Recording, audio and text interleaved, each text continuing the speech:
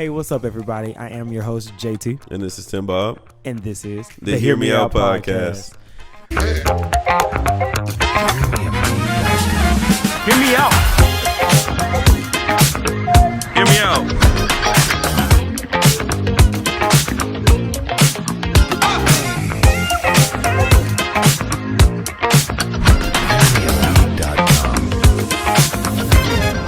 Hear me out.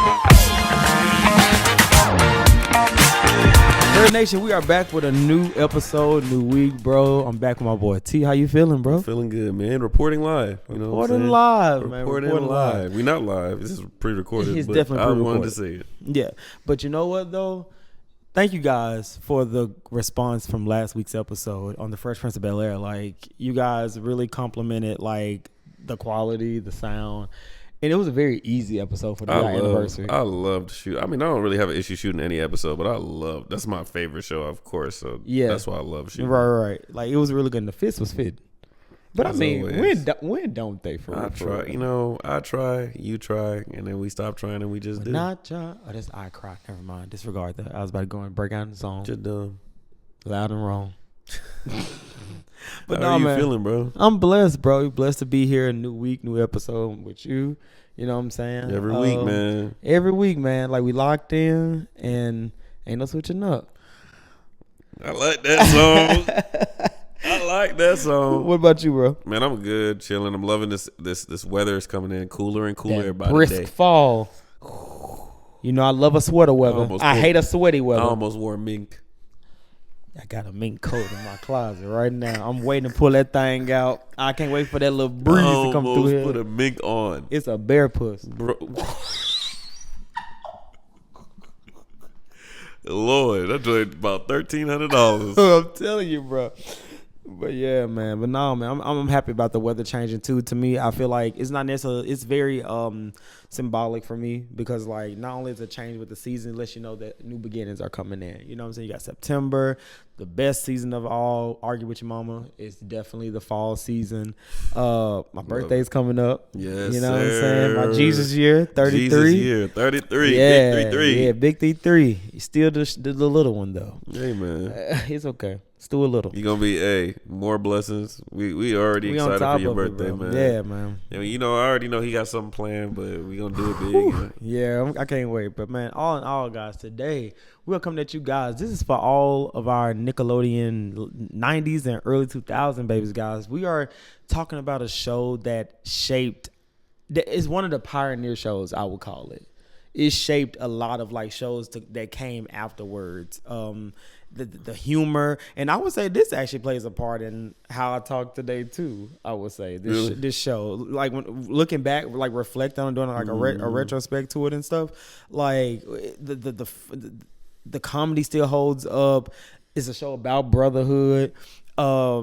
It's all those things. Today, guys, we are covering the iconic dynamic duo Drake and Josh.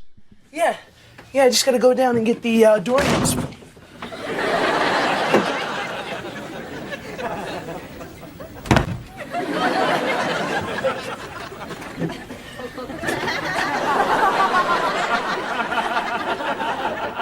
Drake? What? Where's the door hole? Goes right there. See, I drew it with a magic marker. You were supposed to cut it out with the power saw. Dude, I'm gonna. Oh, really? Yes. So go get the power saw. Okay, I will.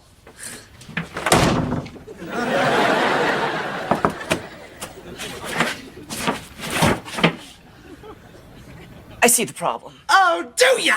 But before we hop into Drake and Josh and all their antics, all the times they got stuck in these one solo places, Megan, Helen, Mindy, the house, all these other things, T, give us your hot take of the week.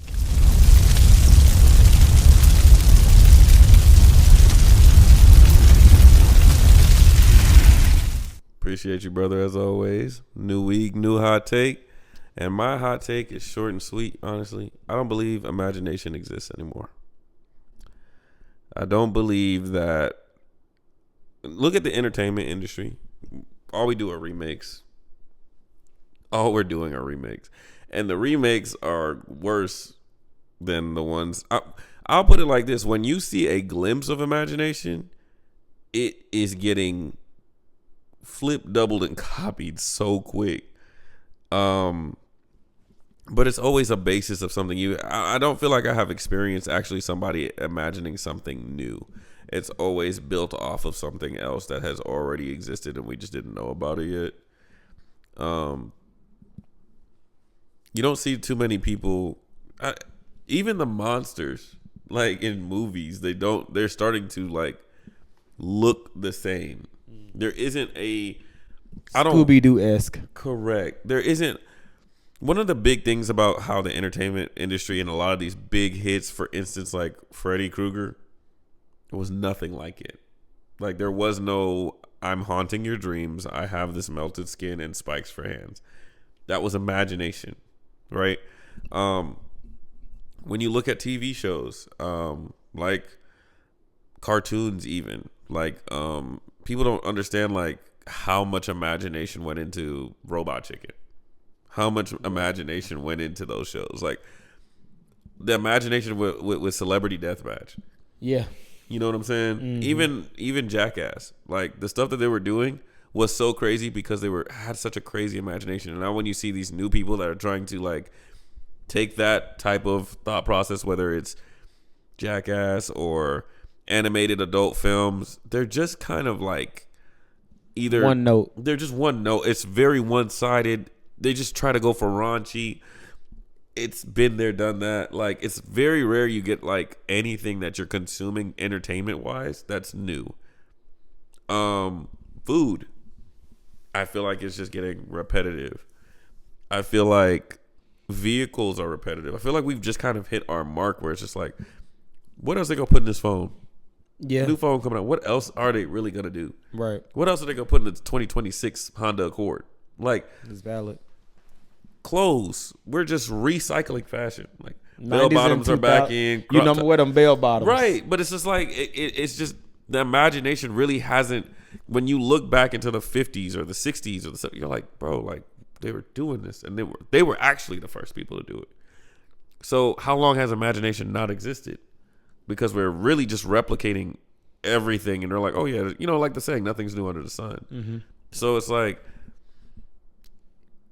even the ideas that we made real now were ideas that existed back in the day. Cars driving themselves, cell phones, things like that. FaceTime. The Jetsons is a prime example. Exactly. We're just we're animating and making live. Because even when you think about Kim Possible, she was FaceTiming way long before we had FaceTime. They were FaceTiming on The Simpsons. Yeah. And Futurama before there was FaceTime. So I just don't believe like in our day-to-day basis, imagination, even for kids, like a lot of kids, they don't have to use their imagination anymore. I was about to say, but I feel like that's where, like I know, like there's this guy I listen to on YouTube. His name is Funky Dineva, and he was saying how, like, he feels like now you should have a license to use AI because, like, you have to be able to. He said he feel like AI should be used for corporations that, you know what I'm saying? Like they have to use AI opposed to just doing it just for fun or whatever. Because like you said, I feel like we're in a fast food era of pop culture. You know what I'm saying? Like, and to me, I feel like it really started with Gen Z, if I'm going to be quite frank, not to put nothing on them. It's just the fact that Gen Z has had it easier than any of us have. Millennials, you know what I'm saying? What was before us? Generation X? Yes. So like, you know what I'm saying? Like, when I look at like our shows, like look at Jurassic Park. No one was thinking about doing that. You know what I'm saying? Look at even like it's funny how people can differentiate Grease and High School Musical, even though technically High School Musical was supposed to be Disney's remake of Grease. Yeah, but look how they differentiate it, and technically, no shade, but High School Musical surpassed Grease in its success. You know what I'm saying? It's $1 billion franchise. Correct. You know what I'm saying? So like to me, I feel like creativity stopped as of the past 10 to 15 years, I would say, because like you said, everything now is a remake or a reboot. Like if he, like now I see everything as a cash grab now. Yeah. Like everything is just like, I mean, granted, I'm sorry, not saying our podcast is, but it's sad that we rather do a podcast on things that's in the past opposed to things that are current, because things in the past are more exciting. Like, look at the text messages. Done right. Yeah, look at the text messages and the comments and things that we get of people saying like, "Oh my, I've been looking for a nostalgic podcast. Oh my God, I remember this movie. Oh, I gotta go back and rewatch this movie. I don't recall this scene." You know what I'm saying? This stuff that we've seen a million times growing up. These movies be like 30, 25, 20 years old, these shows and all this, but like, people enjoy it because that's when things were more original. Right. Like, look at, technically, they weren't brothers, but Kenan and Kel versus Drake and Josh. Technically the same concept. One is cool, always got a plan. The other one is a little bit thrown off, but the concepts, they work. You know what I'm saying? But like, And Living Color, Friends. Correct. Same thing. You know what I'm saying? I'm not messing with that, Friends. Right. But it's just like, it's very alarming to, like, when I come to the like realization where it's like, wow, like we're not, like, I don't feel like anything is new. Like, No. I don't feel like we're imagining or trying to really push the brand of like, wow, I've never heard or seen this before. Now, I will say that's very one-sided and biased of me, because it's a lot of it's the scope of within America. Yeah. I will say, like, overseas, I see some stuff and I'm like, I've never seen that before Bro. in my life. You know what I'm saying? Like, Yes. There's certain things that are like every day for them, and I'm like, In someone Japan, in China, to be exact, like, created new, talking about innovative. because we're still a young country. Yeah. We're a young country. Like, people don't understand. Like, 400 years is nothing. It's really not. It's nothing. It sounds like a lot, but it's really as a not. country. Like, we're a teenager. Yeah. That's why we're in debt. So, because like that's what teenagers do when you first get credit. Like, you mess it up. Like, Yeah. I just don't feel like that exists anymore. Yeah. I'm sorry. Like, I just don't feel like. I feel like imagination is dead. And that's your hot take. That's my hot take.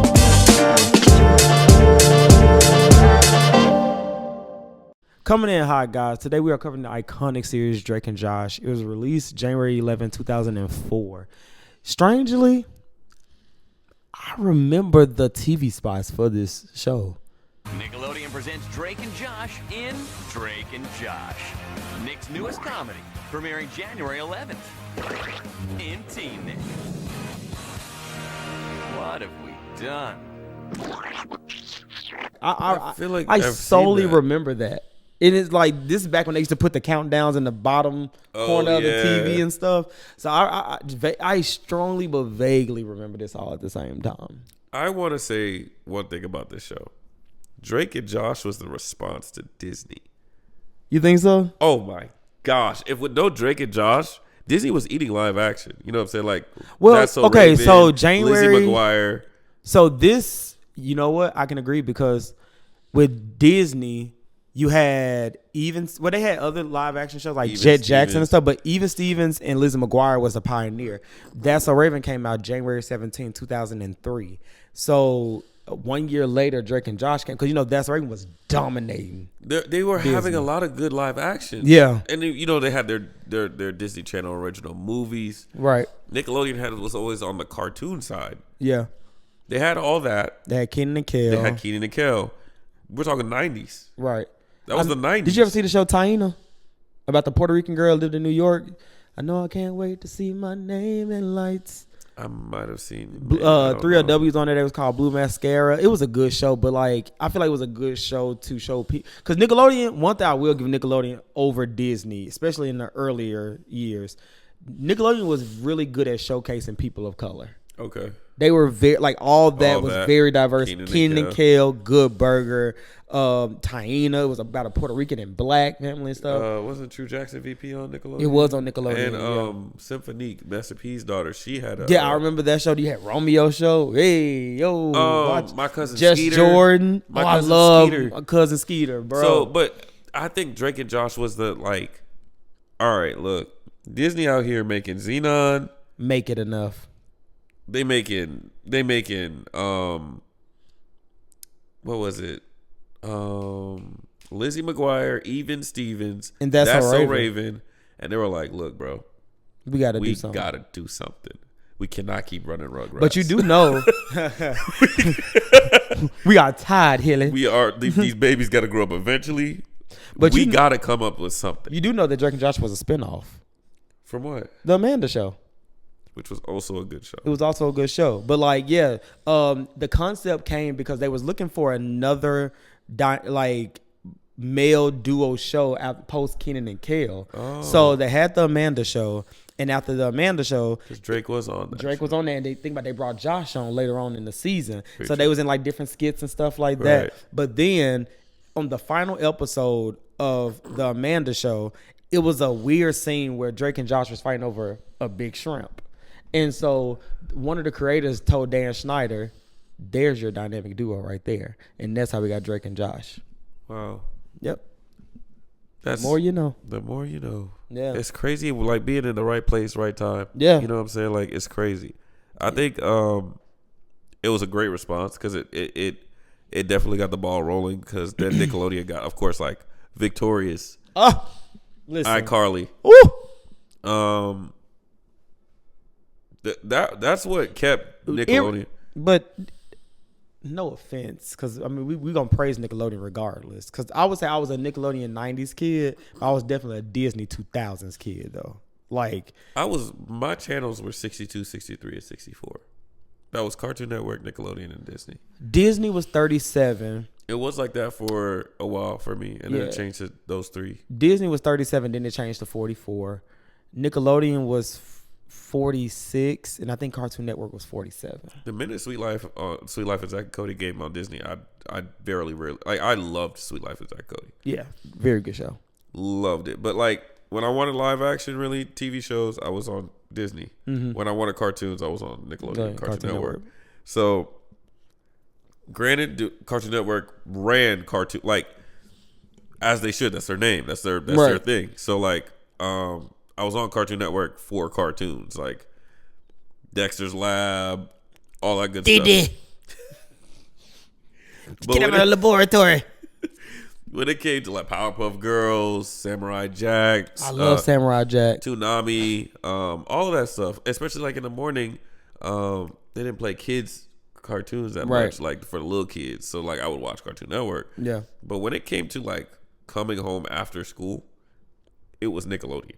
Yeah. I didn't watch Disney until about 7 p.m. Right. Like I knew when it was like prime time, 6, 7 p.m. Yeah. They're gonna play That's So Raven. They're gonna play Shake It Up. They're gonna play Hannah Montana. They're gonna play like the shows I was watching. So I was Right. like, bro, okay, Nickelodeon got my time after school, so I can Right. do my homework and chuckle. And SpongeBob. SpongeBob is one of those shows you don't gotta pay attention to. Ugh. You don't have to. Like you can hear him in the background and you can do. I hate that we cover him in volume 2 of the TV nostalgia. He has to. I'm ready. It's the greatest cartoon. He is me though, which is You are crazy. I'm SpongeBob, but I don't like him, bro. You are definitely SpongeBob. I'll say that for our episode with that, but no, with Drake and Josh, let's tap into that theme song because Ooh, I found a way. You know what's funny? What's up?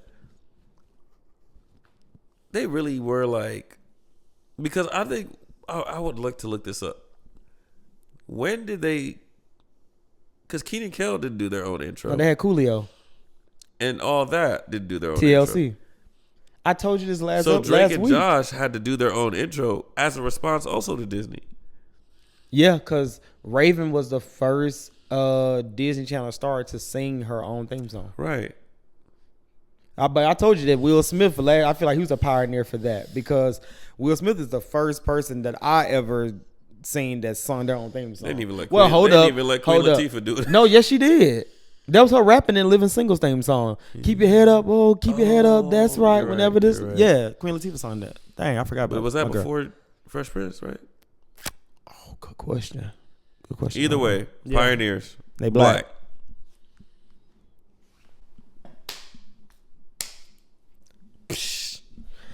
But no, man, that I found a way. But I think it's the same thing. I want to say this was because Drake was an aspiring singer from Yeah. jump. So I feel like this was actually just one of his records that they just chose to just make a theme song, and it fits so perfectly. Though. Yeah, it was a great theme song. It's very memorable. Oh. Sticks to the brain. Easy, not too much. If you listen to that, it's actually a full version of the song, and it's one line in the song. He was just like, "Now that I know that anything's possible, I found a way. I found a way.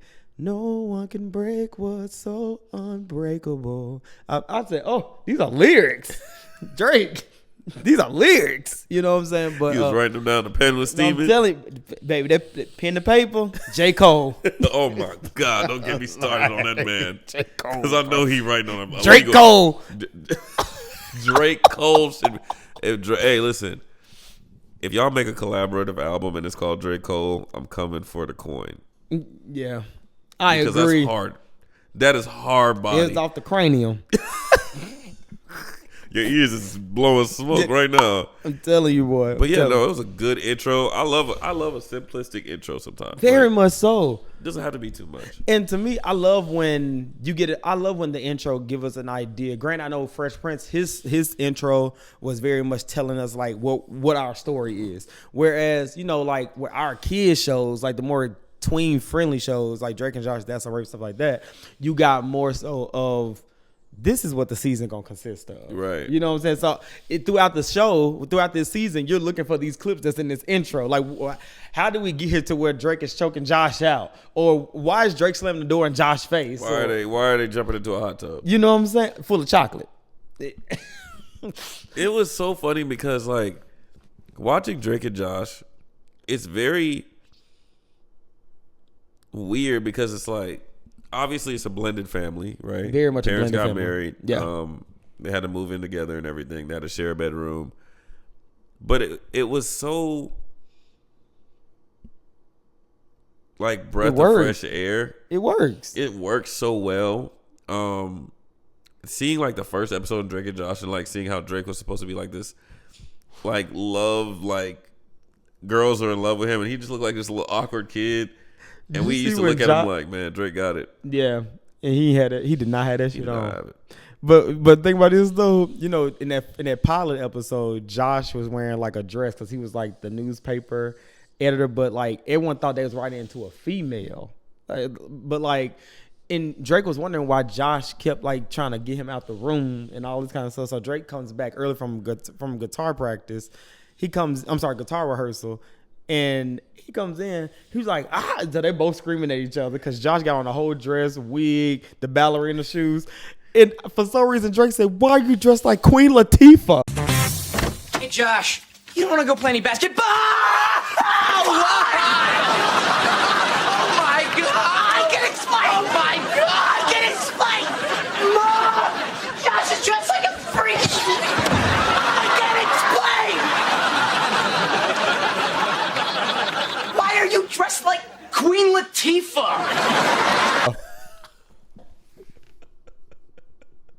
This is the first episode. First episode. When I go on Paramount, it's not on there. Bro. Because like a lot of, because it's a new generation now, since streaming has become such a major thing that like a lot of these newer generation kids like Gen Z, they're finding like our shows that we grew up with. And it sucks that they don't get to experience the whole thing because it's so many different copyright reasons. So I want to say in one episode, it's the episode where Josh, this guy thinks that Josh is pushing up on his girlfriend. So he like if you look in the opening credits of the first season, you'll see Josh dressed like a karate kid or whatever, got like the stuff on, like the robe on and everything. The episode is no longer available on streaming, strongly because they play like 10 seconds of one of Lenny Kravitz's songs. So it's a lot of different copyrights. So in some episodes, they may have like a celebrity on where they got paid them royalties, so they don't want to pay that. So it's cheaper to just not air the episode at all. So that's why it's like at least like 20. It's a guy I follow on YouTube. Strangely, he covers Drake and Josh episodes every week. Literally, he'll break down the episode. It's not that many episodes, but the channel works. I love it. I love his channel. I gotta think of his name. I'll drop him below, but like, I want to say he said it was like at least like 20 something episodes that's like you can't get to him. You can go on like Daily Motion or something and watch him, but like being on like Paramount or Netflix is just not available because of copyright and residuals and stuff like that. Jesus, but it's such a good show, bro. I love Drake and Josh. I love that show. Yeah. I love that show. I love that the show was so big that they were having Drake and Josh come out and hand out awards. Yes. And the Kids' Choice Awards. No, bigger. Oh, like at the Oscars and like they would have them I at think like it the got VMAs. nominated for a few. They got nominated for a few NAACP awards too for Really? best outstanding children's program. A lot of shows that we grew up with, like That's So Raven, Drake and Josh. What else? Hannah Montana. There's a lot of shows that we grew up with. A lot of them got nominated and won a lot of NAACP awards. A lot of outstanding children programming at the Emmys and stuff like that. Oh wow! So 'Cause I remember our shows really were those shows. Just saying. No question. Yeah. No question. It's not even being an older thing. And I remember them being. I think it was the VMAs, or this is when like award shows were like. it's like you just business casual, and thought Bro. you had that on. I hate to be a back in my day type of dude, but like award shows back in the day was Super Bowl. Like Yeah. the VMAs held weight. Like I remember when Britney Spears came back, it cleared the VMAs. Cleared. And people were like acting like it was Tom Brady's second coming. Yeah. Like it was like so when Drake and Josh showed up and the celebrities were losing their mind over Yeah. Drake and Josh, we're like Cameron Diaz, get Brad Pitt and Angelina all Jolie they are had watching Nickelodeon. All they had to their name at the time, Drake had the Amanda Show, and he did like a few I think he did a Campbell's chicken noodle soup commercial, and Josh was on Max Keeble's Big Move. Oh, love that. Love that picture, bro. Love that picture. Cease.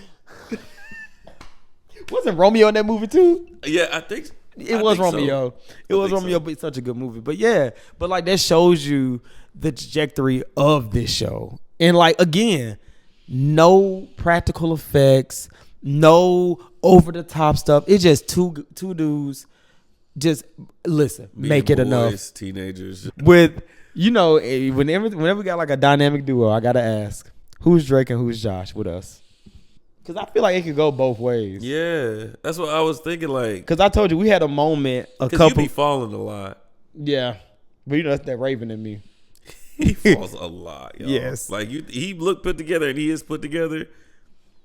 This brother be stumbling, tripping, falling. I mean, he could do a backflip, jump off of a trampoline, not tear one ACL, and then trip over a pine cone. That is JT. That is so, yeah, bro. So true. It is he'll do a back handspring and not hurt a muscle and then trip on a string. I have never. Yes. So that's Yes. like the Josh esque, Yeah. but like I will run over Oprah. You hear Oprah? You ran over Oprah. Like and then Josh, you have the Josh like the wit. explosion too. Yes. Like the explosion. Cause what did you do? It was a couple weeks ago. We was at my my old place, and you did something, and I said, "Why do it?" and you were just like, "That's definitely Josh," and I was like, Yeah. "It is, bro." It wasn't even trying. But like I guess I would put me in a Drake format, but I do say a lot of stupid stuff though. Yeah. Cause the dumbest is too. Oh my gosh. Not even on you, because you got a lot of dumb. I do say a lot of say. dumb stuff. With Drake, it's two dumb things that will go down in history for me that I just every year when I binge watch Drake and Josh, I just die every time. It was when they were selling the Gary Coleman grills, and they got arrested, and so Drake and Josh was like, "Yo, we're innocent. These two guys came up and had us selling them." You know what I'm saying? And so the police was just like, "Well, on record it says it's two young Caucasian men," and he was like, "See, there you have it. Two young Caucasian men. We're white guys." Look, I told you we're innocent. Look, all I know is last month, a truckload of Gary Coleman grills were stolen out of Whippany, New Jersey. Eyewitnesses say the thieves were two clean-cut Caucasian males. There you go. We're not Caucasian, we're white guys.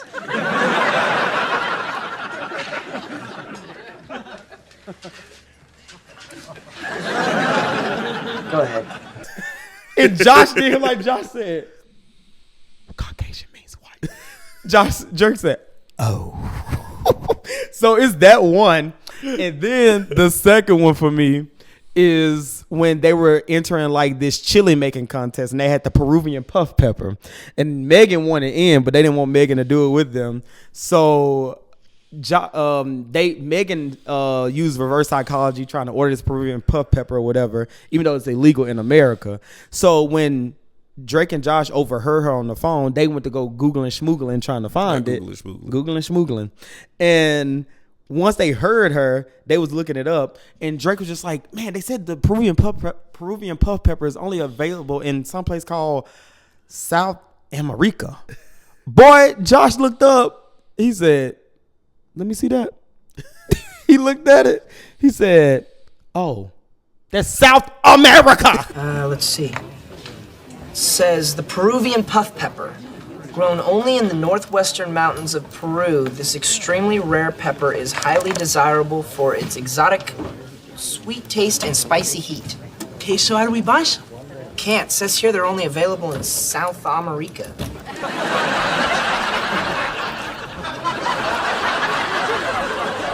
What?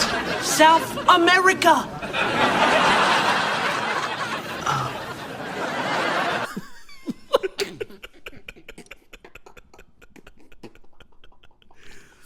He played it so well, like him being like obliviously stupid. It works so well.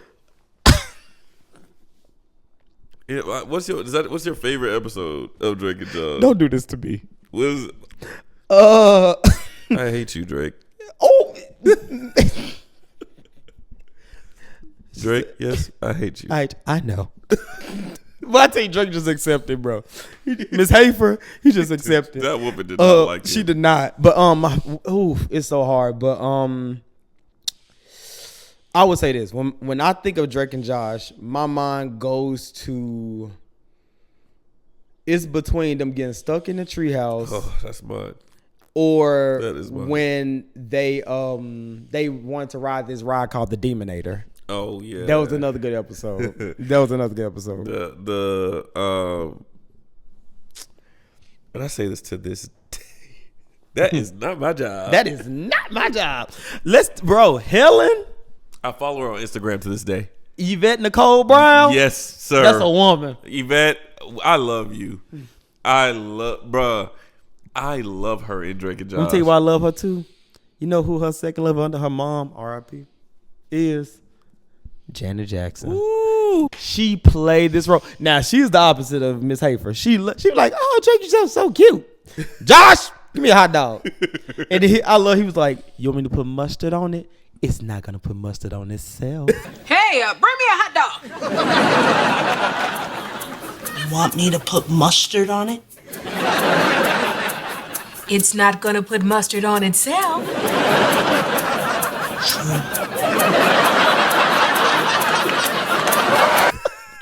Like their beef. She had her eyes, the laser eye surgery. And Drake had about that hot tub.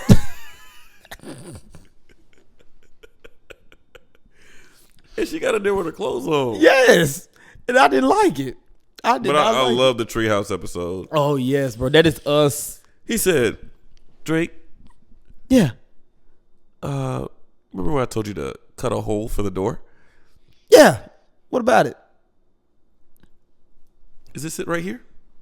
Yeah, this is the knob. Why don't you go try the door for me? Fine. Oh. Like, bro. But that's what I'm saying. That goes back to what I was saying last week when we talked about Fresh Prince of Bel-Air about characters being able to be in one setting for the duration of the episode, but making that scene, that one little setting work for 24 minutes. He said, give me a snow cone. Cone, you idiot. Whatever. Bro, it was so many like Mindy. I love Mindy. Josh's girlfriend. Well, that was a friend of me. A girlfriend, ex-girlfriend. They got back together in the finale. You never seen the movies, have you? They had two movies. They had Drake and Josh Go Hollywood. I seen that. And then they had Merry Christmas, Drake and Josh. I seen that. Do I remember the Christmas one? No. It's so good, bro. We may have to revisit the list. Put Drake and Josh. Merry Christmas, Drake and Josh on that thing because they were going to jail in that movie. That. Yes, I've seen both of them because I love Drake and Josh. Yes, bro. But I don't. Yes. I'm not a rewatcher like you. Oh I'll my watch gosh. something like once and be like, oh, that was great, and never touch it again. Bro, Merry Christmas, Drake and Josh is so good that if you go on eBay and try to find a copy of the DVD, the lowest you probably gonna find is like $400. Are you kidding me? Literally. It's like, and it's a simple concept. It's just that it's one of those rare things that you just don't. You're not gonna go to no Goodwill and just say, "Oh, there go Drake and Josh." You ain't gonna find it. Crazy. You ain't gonna find it. I remember Good Luck Charlie's Christmas episode movie. I love that show. Everybody loved that show but me. I could not get into Good Luck Charlie. I actually really liked. I liked it for what it was, but it was the mom really for me. She was good on the show. Amy Duncan. Yeah, she was good on the show. Her outside the show, yeah, I have no control of. She like that yam. I don't even know what that is. Wrong. Oh. I thought you were talking about cake. Young Tramp. I thought you were talking about, can I get to the yams? Oh, man. But, so, besides Drake and Josh, who would you say was one of your favorite B Crazy characters? Steve. Oh, you ate my enchilada. It's time. Oh! You ate my enchilada! It was so no! You ate my enchilada! It was no! You ate my enchilada! You ate my enchilada! I thought we settled it! You ate my enchilada! I thought we settled this! You ate my enchilada! I'm sorry. You ate my enchilada. When Crazy Steve was trying not to be crazy, and he was trying to keep his cool. I understand. I love when Crazy Steve. I love when Crazy Steve was trying to keep his cool. They kept messing up. He had his little timer. I love Crazy Steve, bro. I think it was on the season finale of Really Big Shrimp when Mindy was the manager at the premiere, and Josh didn't like that because he wanted to be the gold vest. Right. And when it came down to it, he was just like, wait a minute. They was just like, you let Crazy Steve? And he started just going crazy. And Josh, he was just like, hi. She'll be coming round the mountain when she comes. She'll be coming round the mountain. She'll be coming round the mountain. She'll be coming round the mountain when she comes. I'm sorry. Oh, it's okay. And Crazy was like, yeah. How many times do you think they had to do that scene? Honestly, I feel like that's one that I would say I think that's different from Nickelodeon versus Disney. I feel like Disney, with it not being biased, with the exception of Raven Simone, I feel like all the other shows on Disney was just really like, this is the script, now go be funny. Whereas with Nickelodeon was like those other kids from the other side of the track. So I will say it gives very much make it work. Was very okay. That was funny. Let's keep it. Yeah, I will say that because they came from all that. Right. Everybody that came from all that was a sketch comedy show. Then they did the Amanda Bynes show, which was also sketch comedy, and they were like, "Look, bro, we know y'all are funny since y'all were 6. This is y'all scenario. Just make it work. Yeah, make it work." The Disney Channel shows that I think they were allowed to be funny outside of it, and they were like, let's keep it. I'm sorry. I love Sweet Life and Zach and Cody. I do believe. I can see that. Esteban, I don't think he stayed on. No. What's the janitor's name? Arwen, I don't think he stayed on. I don't think Mr. Mosby stayed on. God, Phil Lewis. And I don't think Zach stayed on sometimes. Dylan Sprouse. Yes, I don't think he stayed on script all the time. I do believe sometimes they said some stuff. I will never forget. I know we're not talking about the show, but when they did that little show and he said, little does he know, I'm going to be shaking my bonbons. Or so he thinks. For Paris is full of men, and I plan on shaking my bonbons for each and every one of them. Every boys. And he was... Bro.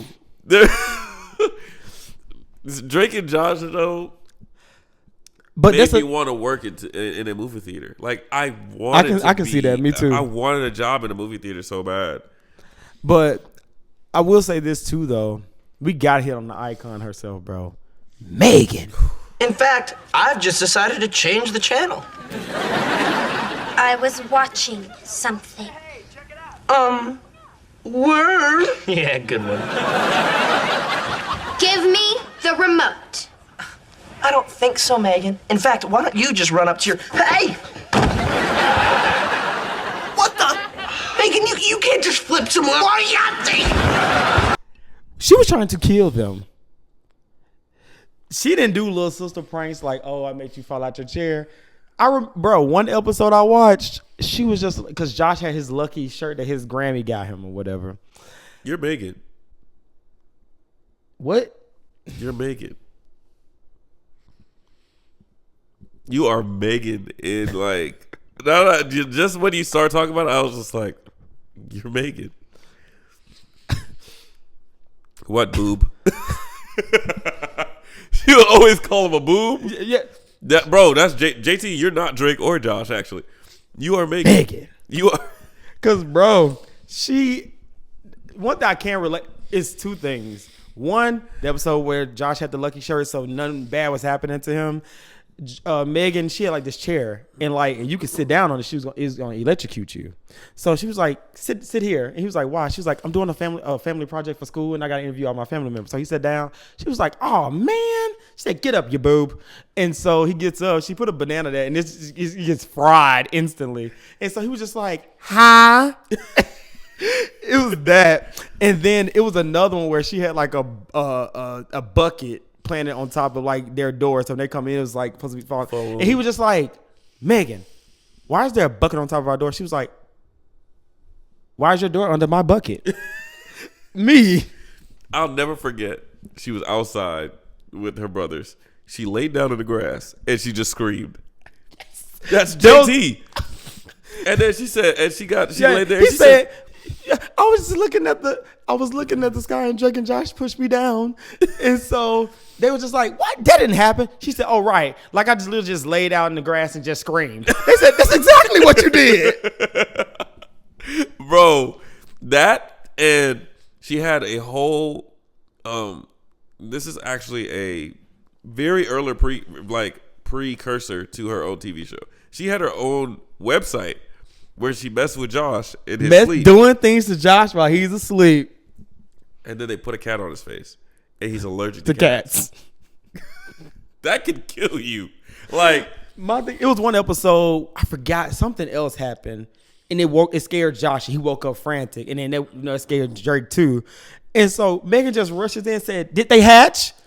And so they was just like, no. And so whatever, they started talking. And they was like, wait a minute. Did what hatch? And they all just started, Drake and Josh started just doing this like, wait a minute. Wait, what you got going on? What you got planted?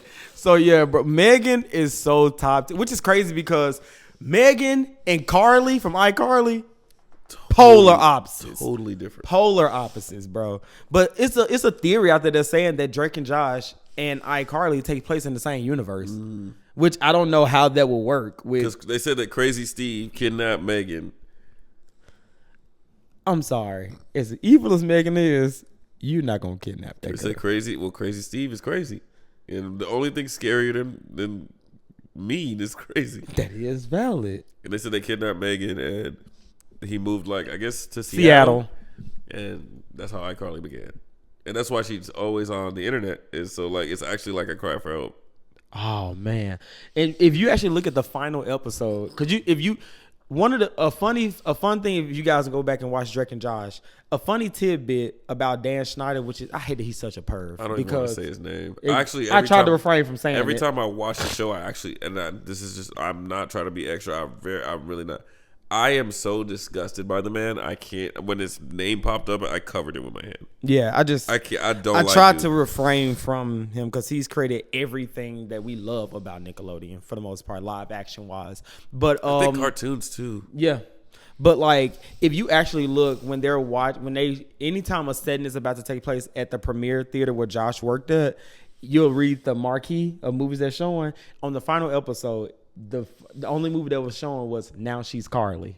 Oh, it was always a tidbit to something, another project that he was working on and stuff like that. There was an episode of iCarly where someone from Drake and Josh, I think it was Drake, No, you think about Victorious. I think where Drake just ran to the classroom. Oh, well, he did that on Victorious. There was one episode, I can't remember who it was. I think it was Drake. Showed up on iCarly, and they were like, "Hey, Megan, you don't remember that?" No, they was in front of the locker. Yeah, it was Drake. Yeah, it was like, Drake. Megan. I remember that. Yeah, and she was like, "Who?" And like, it was just a really quick thing. Yeah, and they would make Crazy Steve comments, right? And I think on Drake and Josh, they had the dancing lobster suit in the background from an Amanda Bynes show. But also too, even on Victorious, Helen played herself on Victorious because it was an episode where Helen became the principal of Hollywood Arts, and she made everybody re-audition to stay at Hollywood Arts, and she was still Helen. So Helen and Drake and Josh definitely takes place in the same universe because even it was one episode where they were all in class on Victorious, and then Drake ran in. And then he looked around and ran out. And then Mr. Psycho said, "Was that the bell?"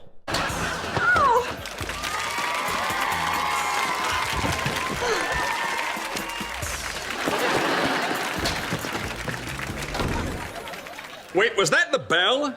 Like Drake Bell. So I love, and Drake actually sings backup on the iCarly theme song. Leave It All to Me. That's Drake in the background. Wow. Man. I got chills. I got goosies. Ew, I love a goosey.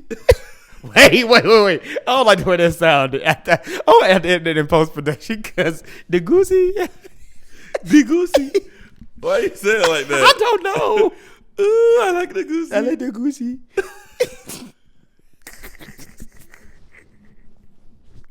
I'll be saying that just random. People gonna think I am special. I'll just be chilling. I like the goosey. But bro, okay, so I hate to go down this road because we've been having a good episode run so far. I know you did not watch, but I did. I don't watch stuff like that. The Quiet on Set documentary.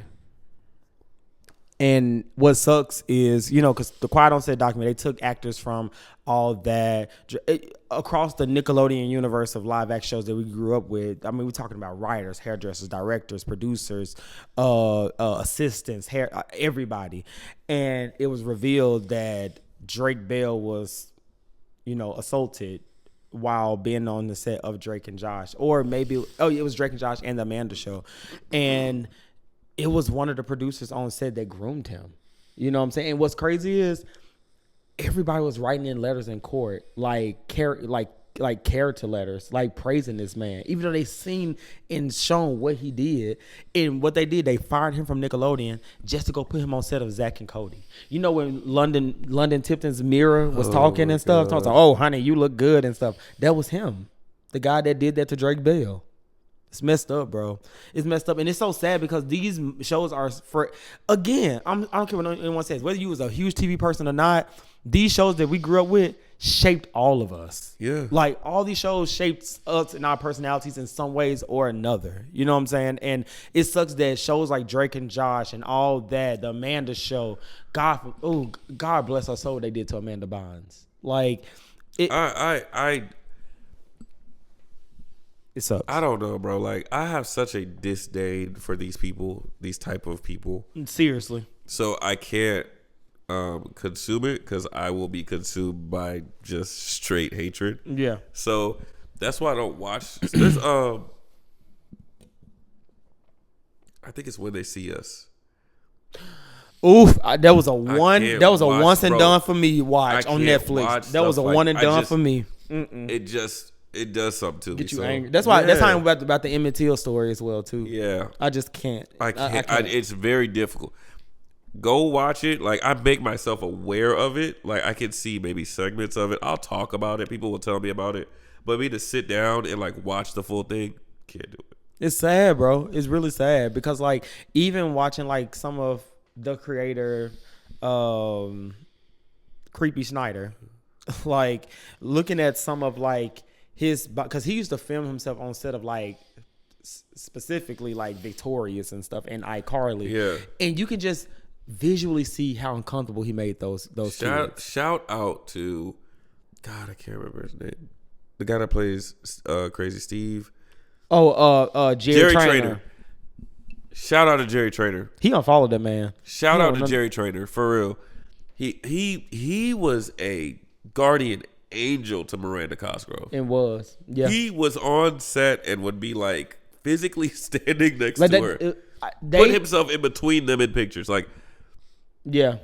And the thing about it is though, he also was one of those ones that he made it like you were saying, he made it a very safe environment for them and stuff. And that's why they said they hate that and I love that they all still remain close. Like Jeanette McCurdy, who plays Sam and iCarly, she still remains close with the one that plays Freddie. She's still close with Miranda. Yeah. She's still close with Jerry and the guy that plays Gibby. But it's just like, and they always leave the room open on the iCarly reboot for her to come back. But that's why they always mention her throughout the reboot series. The reboot series is actually really good.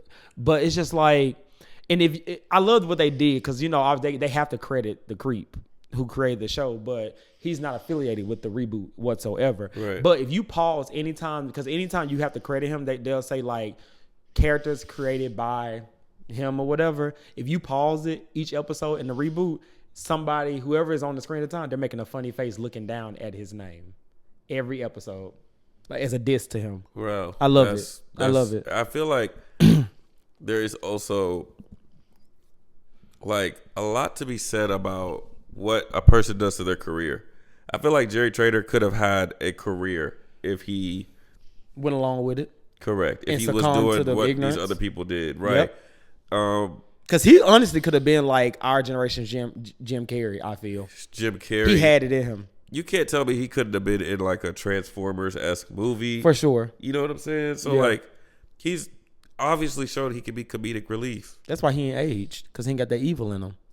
That man look like, how he look in the iCarly reboot, he looked like they just froze him on set and just he said, looks like the same Jerry Trainer right now. Literally, bro. It's crazy. Literally. It's crazy. Literally. But yeah, shout out to Jerry Trainer, yeah, bro. but we're going to spend too much time on that dark stuff. But it's just, you know, shout out to Drake for going through that. And that's traumatic. It's just traumatic. But yeah, so my question is for you before we get out of here. Do you think a Drake and Josh reboot will work today? And if so, what do you think it'll look like? I think it would. I think I rarely will say that the reboot would be great. Mm-hmm.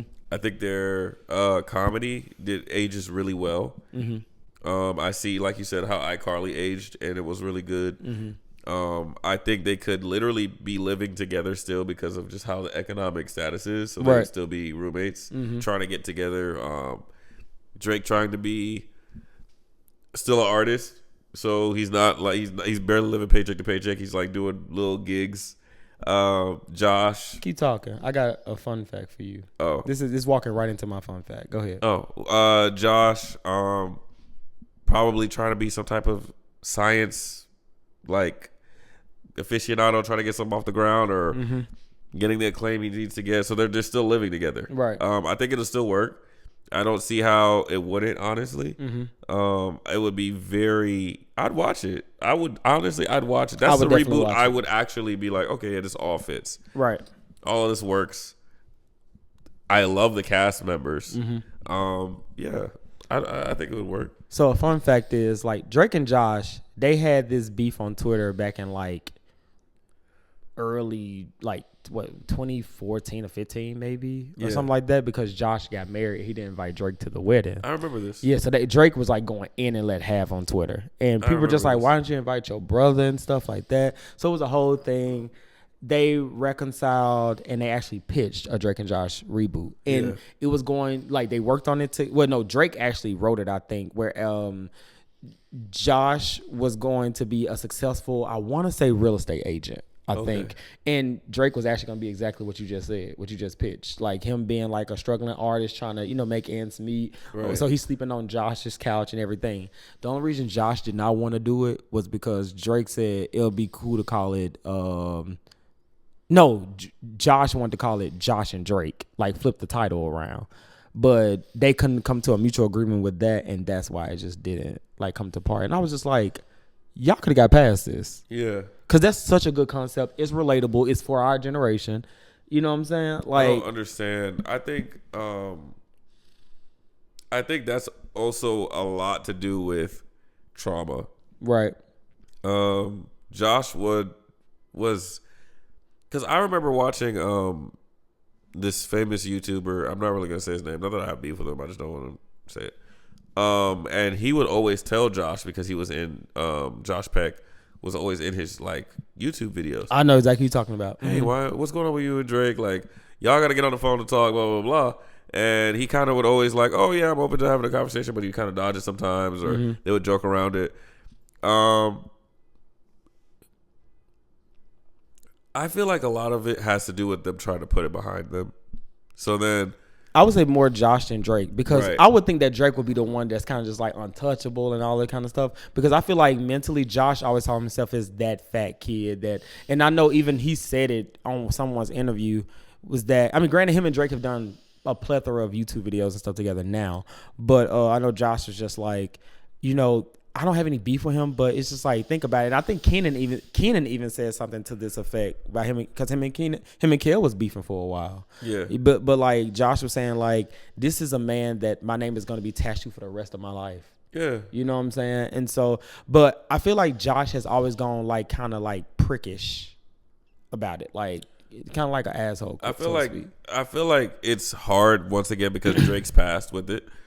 So it's hard because you're revisiting something that had a lot of bad memories, obviously. Right. But it was also like, I don't know. It's very, very weird, tumultuous place to go to. Yeah. To reopen those old wounds. Right. Also.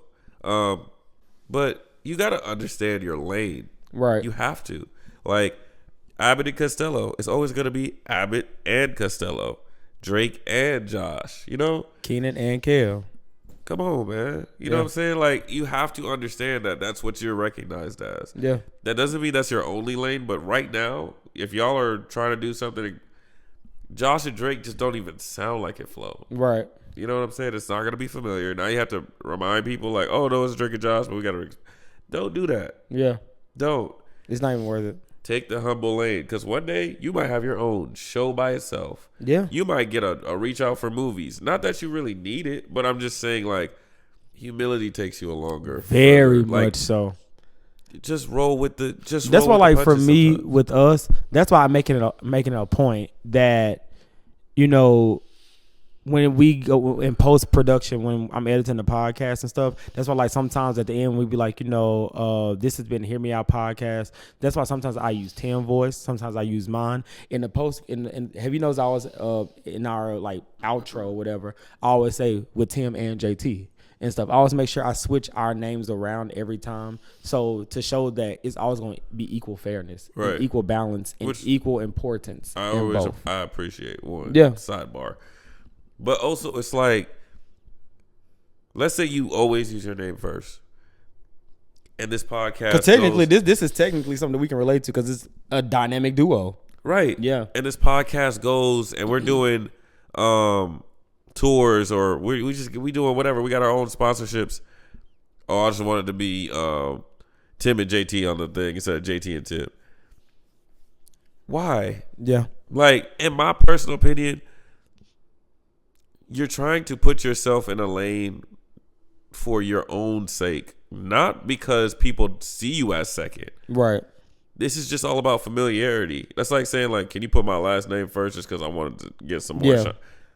Why would I want to be called Bob Tim? Literally, what's the reason? Bob Tim don't even...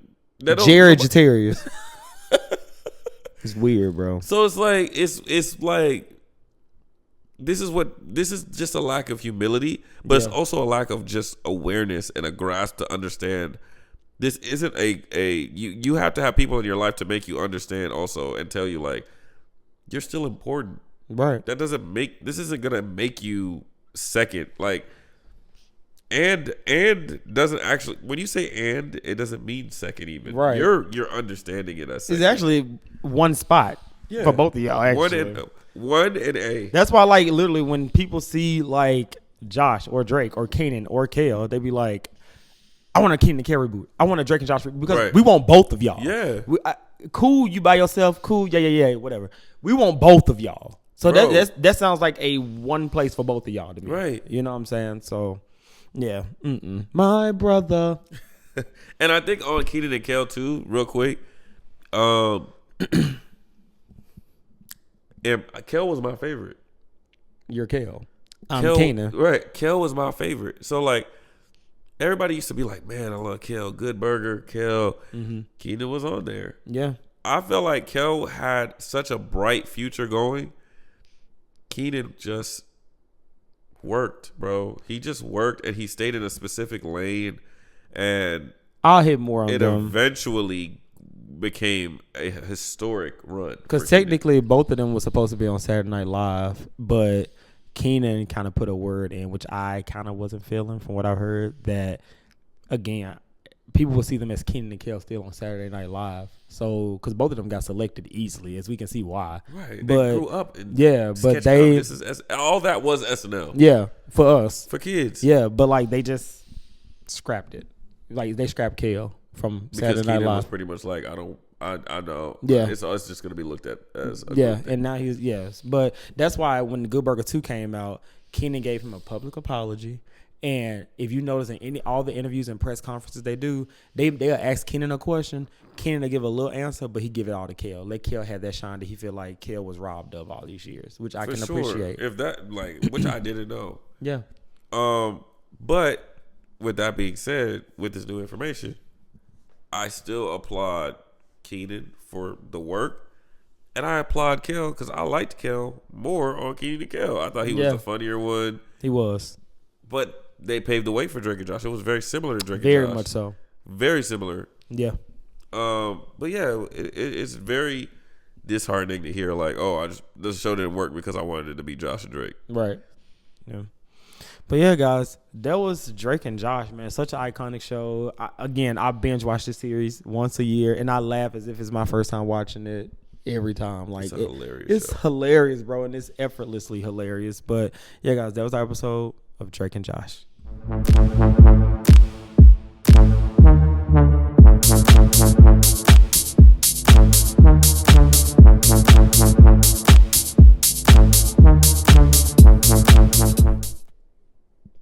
All right, guys, before we get out of here, we're going to kick it over to my favorite segment, and that is What's Your Jam? What we talk about? We talk about what we bump into. T, before we get out of here, man, tell them what you bump into for the week. Bro, I just heard this song on the way to the pod. What? It's called VCR by JID. I was just like, man, I love JID. But I didn't hear his new album, so I was like, let me bump it. I got a little, to drive a little bit longer so I could listen to some music. Bro, that VCR song is so good. It's got a great instrumental. I love when an artist knows just what to do on an instrumental. It's good, man. Shout out to JID. JID has some great music. There's a song on there called Brother Them. Boy, you got to listen to it because you know you my brother. I'm going to put it on. Yes, but VCR is very good. That is my jam. I'm going to be playing it. There's certain songs you hear and you like playlists. Like, I got a whole playlist now that's made for that. It's just like, just put it in there. Like, I have probably like 2,000 songs in the playlist right now. I just throw any song I like in there. Right. And until I can find a special vibe that I want that song to be in, it's going in that playlist where I can just hit shuffle and then I can hear whatever. But yes, that's my jam of the week. What's yours? What's that song? Because we keeping with the Nickelodeon theme. One of the stars that come out of Nickelodeon, which I'm successful because it was a brother, Leon Thomas. What's that song? I mean, obviously it's like his big song. Thank you. Mm-hmm. I'm a dog. I'm a mutt. Yeah, bro. When I first heard that song, the CB remix. Good. Look, now I love Chris Brown. Some of y'all may not believe that I do, but I love me some Chris Brown. But what I love about R&B right now, I think R&B is going good. I think it's going really good right now. I think R&B, male R&B is doing for sure. really good. Yeah. Female R&B is doing great, but the males right now are just like, yeah. For some reason, I'm like, what? They I love be it doing though. Crack again. Ooh, Chris Brown. They got to be on the drugs again. Crack Brown. Boy, because Chris Brown's been on a run. They're residual. They're residual. It Depends. That came out. It Depends. Yeah. With Bryson Tiller. Yeah. Come on, I love me some Bryson. I like Bryson Tiller. I like me some Bryson. Bryson Tiller came out. You know my boy Brent Came out with some good I like, stuff this you know, year. I love Brent. But the male Mariah Scientist came out. I got a friend. I can't talk on that. It might be in court, so I can't say nothing about that. Mariah the Scientist coming out with some good stuff. But you know who? What female R&B artist I really need her to come back out and just maybe she has her. I like. Let me tell you something. Her. That's a woman. That boy. That's bro. That's a woman. She can come here right now and say, "Marry me." I'll be like, "All right." Her and Janelle Monáe. I just beatbox. Janelle Monáe could walk through that door right now. He's like, "Go get in my house." She would carry me out. I mean, no. I like. That's Janelle a Monáe, beautiful though. woman. She bro. is. She's very beautiful. Very beautiful. But yeah, man. God, that was our episode for the week, man. This was fun, man. I'm enjoying going back down nostalgia lane with the TV series. Giving movies a break. We gonna like do it I again. said. Y'all got Fear Me Out next month. Y'all got Month of Gray in November. And then y'all got the final month of the season, which is Deck the Pod month, which is December. Man, we got some bangers coming out the bangers. But guys, we come with the biggest banger next week. We're about to gaze into the future and revisit That's So Raven, bro. You said we about to gaze into the future, my chest. I ate that. I'm sorry, Ooh, bro. that was good. Yes, I love bro. a smooth transition. Yes, bro. I love it. Next week, we about to gaze into the future. Yes, right. I'm telling you, but guys, I think this is gonna be the happiest until we get to High School Musical. You guys are about to see me at my peak next week for That's So Raven. We're talking about her iconic outfits, her disguises, her catchphrases, the hijinks that her, Eddie, and Chelsea get into. We talking about Corey. We talking about the Baxters, like just everything. Y'all lucky I can't find a trench coat by next week, or I definitely would have worn it. I got a trench coat that you can buy. If I'm wearing a trench coat next week, you know where I got it from. But yeah, bro, y'all about to find out where all my personality comes from next week. So guys, make sure you tune in next week. I want to say Zaria's coming back to the clubhouse to help us go back down memory lane with That's So Raven. So guys, until next week, we're out. Peace. Our podcast comes out every Thursday. Make sure you hit that follow button so that you never miss an episode. This has been the Hear Me Out podcast with Tim and JT. Available everywhere you listen to podcasts.